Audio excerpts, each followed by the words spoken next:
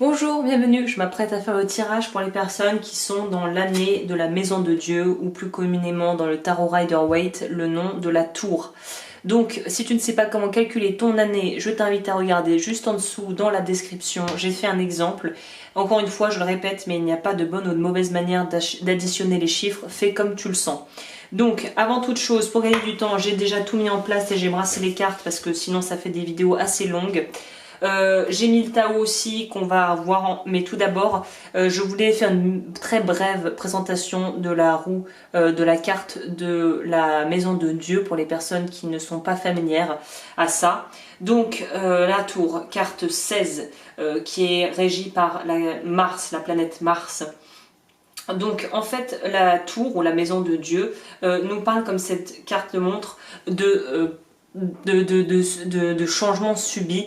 On voit qu'il y a des choses qui tombent du ciel, qu'il y a une espèce de flamme ou en tout cas de choses qui éclatent le dessus de la tour. Il y a des personnages, on ne sait pas s'ils sont tombés de la tour ou qui tombent à côté de la tour ou qui sont en train de faire des pirouettes ou qu'il y a eu un tremblement de terre. Donc on est dans une idée quand même de quelque chose d'assez soudain, d'assez rapide, d'inattendu et qui peut être en fonction de l'interprétation des changements ou des situations qui peuvent ébranler un petit peu ton quotidien, qui peuvent être pour du plus positif ou qui peuvent être un petit peu plus délicates à gérer si ce sont des transitions qui n'ont pas été choisies mais qui sont un petit peu arrivées d'un coup et qu'on a l'impression de subir.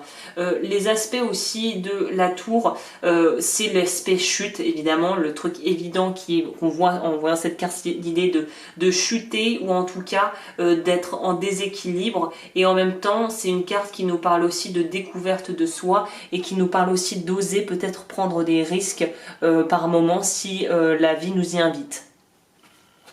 Cela étant dit, déjà en voyant le Tao, la réflexion que je me suis faite, c'est que cette année pour moi va être sous le signe, pour les personnes donc, qui sont dans l'année de la Maison de Dieu, prudence et de mise, c'est de prendre des risques en fait qui sont des risques calculés.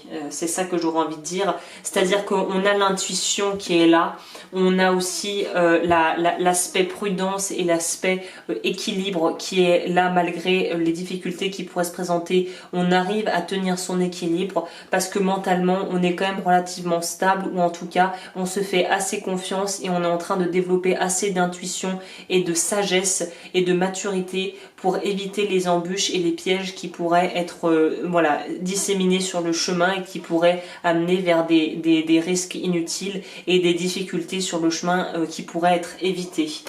On nous parle aussi avec le dos du Tao de discipline, donc on est vraiment là-dedans, on est dans cette idée de pensée pratique, de pensée simple et efficace, et aussi de pouvoir être capable d'avoir de la gratitude pour ce que l'on a déjà et de voir la beauté qui réside dans les choses simples, dans ce qui est petit. Là, il y a aussi cette notion de petites actions qui peuvent paraître vraiment minimes au quotidien, mais qui auront des répercussions énormes sur le plus long terme. Je prends l'image d'ailleurs qui est le nom d'un film qui est vraiment pas mal si ça t'intéresse, c'est The Butterfly Effect, qui est aussi un terme qui est utilisé donc chez les scientifiques, l'effet papillon. Donc en fait l'effet papillon, c'est cette théorie selon laquelle un battement de papillon à l'autre bout du monde peut engendrer un tonnerre ou une avalanche ou un tremblement de terre ou une tempête de l'autre côté de la planète. Donc il y a vraiment cette idée de ne pas minimiser l'aspect, le pouvoir des actions par des choses simples qui peuvent paraître vraiment minuscules au quotidien, mais qui feront une énorme différence dans ta vie sur le plus long terme et peut-être celle même des gens qui t'entourent. Voilà, au niveau, alors là, sentimental, argent, projet, carte, conseil. On va commencer avec le sentimental. On nous parle de jugement, déjà. Bon, c'est un très beau tirage. Voilà. Alors on nous dit quoi là? On nous dit que il faudra peut-être faire attention à ne pas faire preuve de trop. Là, on pourra apparenter ça à une certaine forme de vanité, d'être trop sûr de soi, d'avoir trop confiance, et d'en fait d'être, je sais pas quel mot utiliser, de vouloir trop être dans la dominance en fait des autres, et notamment d'une personne. Si tu viens en couple sur cette personne, c'est un peu, tu vois, cette carte là, je gère. Et là, on te demande un petit peu de gagner en humilité et d'être un petit peu moins peut-être dans l'orgueil et la fierté mal placée, parce que non, tu ne sais pas tout et tu as beaucoup à apprendre. Et le fait d'avoir cette attitude de mais je sais comment faire de toute façon, c'est comme ça qu'on fait, pas autrement, et cette espèce de rigidité dans la façon de se comporter avec les autres va avoir de fâcheuses conséquences en fonction des cas. On te dit de gagner en légèreté, c'est d'ailleurs ce qui pousse, voilà, ce qui nous pousse vers le cavalier de coupe, qui lui est prêt à être sur le fil comme la carte de la marche dans le Tao, qui lui est prêt à être beaucoup plus léger, à prendre peut-être parfois des risques, mais des risques considérés, mais surtout qui a besoin de communiquer et qui est dans un certain lâcher prise. L'aspect un peu plus péjoratif serait de dire que tu pourrais être dans un état d'instabilité actuellement sur le plan sentimental, ou que tu pourrais être attiré ou être dans des relations où il y a de la dépendance ou de l'instabilité au niveau émotionnel et de l'insécurité. Et peut-être que c'est le fait d'être avec un partenaire qui a tout le temps peur de tout et qui est assez codépendant dans son état d'esprit qui va te pousser à vouloir tout prendre en charge, et une relation n'est pas faite pour être la mère ou le père de la personne avec qui tu vis, mais pour être d'un commun accord sur un pied d'égalité. Donc là, on voit déjà que sur le plan sentimental, il va falloir remettre les pendules à l'heure et remettre les balanciers, les rééquilibrer, parce qu'il y a clairement quelqu'un qui veut prendre tout le temps les commandes et quelqu'un qui ne prend aucune responsabilité dans ses actions.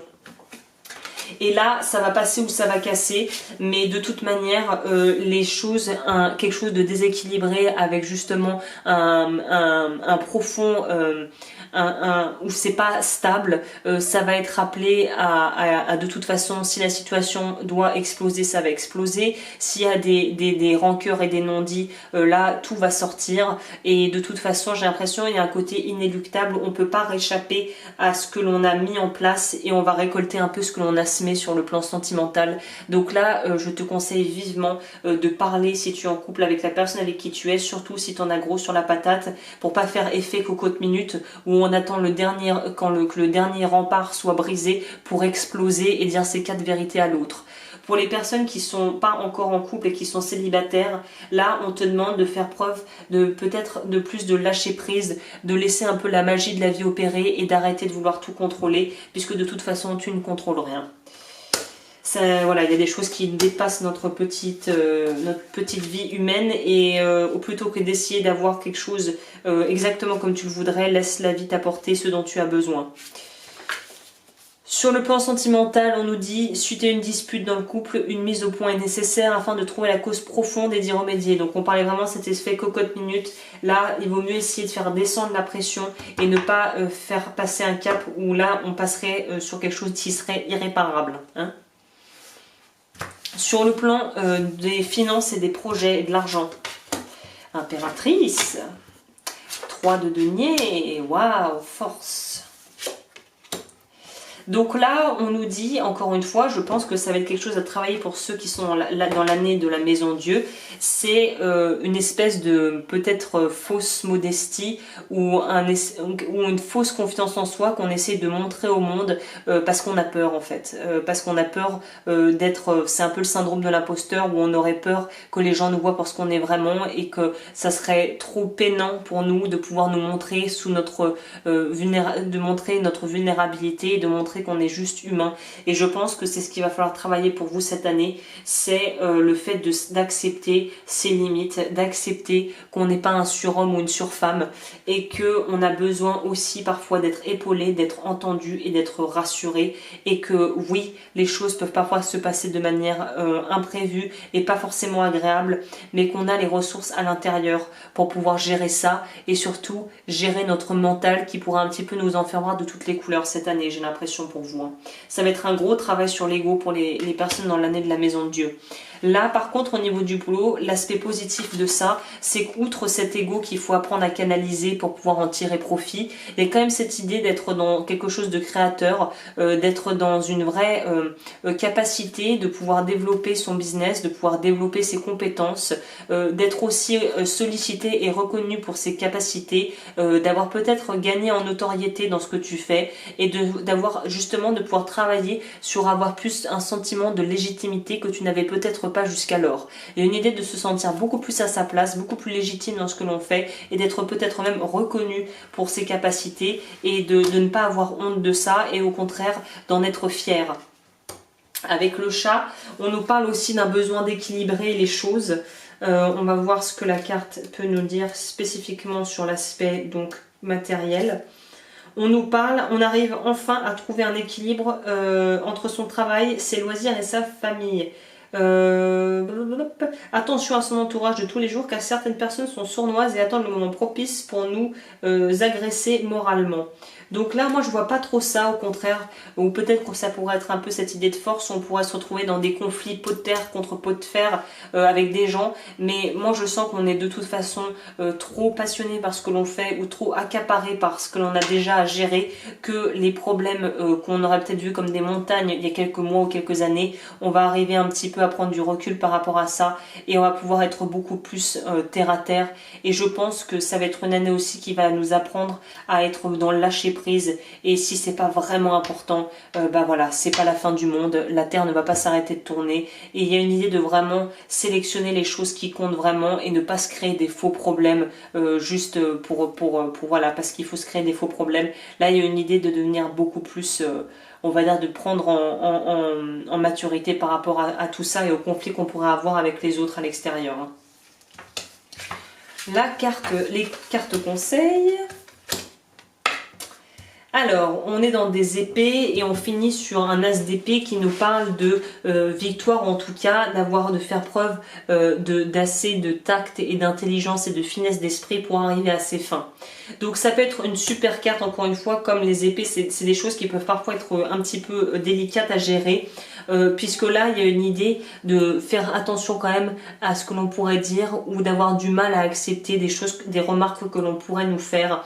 Il y a peut-être des vérités qui vont être dures à avaler, pour parler imagé avec cette carte, mais ce sont des choses qui seront quand même qui au long terme finalement te permettront d'être beaucoup plus stable émotionnellement dans ta vie et de pouvoir vraiment profiter des choses simples et des choses qui comptent vraiment. On en revient à ça. C'est un peu une année où l'amitié va prendre le pas et où arriver à entendre ce que les gens peuvent te dire et un petit peu avoir du feedback par rapport à des gens bien évidemment proches de toi, bien intentionnés, qui soient des gens sains, être capable de les écouter, parler et te dire t'exprimer leur ressenti, partager le ressenti, et aussi parfois être capable de te dire parfois où si tu merdes et qu'ils te le disent oh t'es en train de merder, être capable de pouvoir accueillir ça sans les juger et sans te juger non plus, mais juste être dans ok, je vois ce que tu dis, j'entends ce que tu dis. Il n'y a pas forcément à être d'accord ou pas d'accord, mais c'est d'être déjà capable d'accueillir l'information sans la juger ou sans vouloir se défendre, tout de suite monter encore sur ses grands chevaux pour se protéger. C'est ça un petit peu, je pense, qui résume très bien d'ailleurs les challenges que vous allez avoir à relever pour 2020. C'est l'idée de pouvoir accepter que les autres n'ont pas forcément votre point de vue et que vouloir être comment on dit, de vouloir être très acéré, d'avoir l'esprit critique très acéré, ça apportera rien en fait. Vouloir se défendre à tout prix par la force n'apportera pas grand chose de constructif, et en règle générale la violence attire la violence, appelle la violence. Donc au contraire là, sors de cet état d'esprit.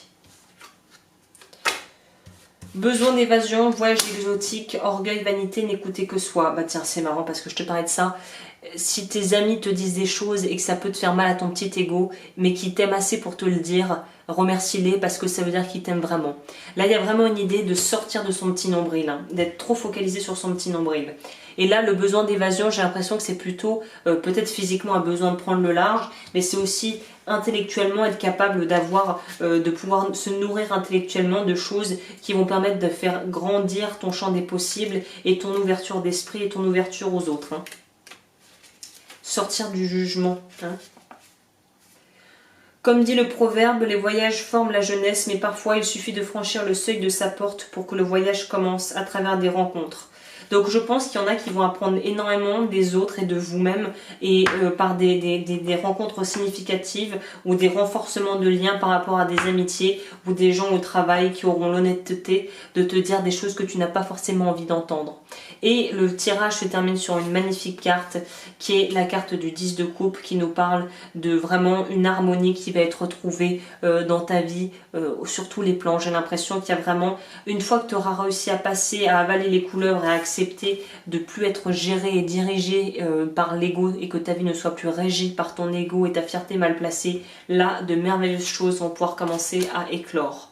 Donc voilà, bah écoute, j'espère que ce tirage t'a plu. Comme toujours, pour me contacter, tout est juste en dessous dans la barre d'infos. Et je te retrouve bientôt pour d'autres vidéos.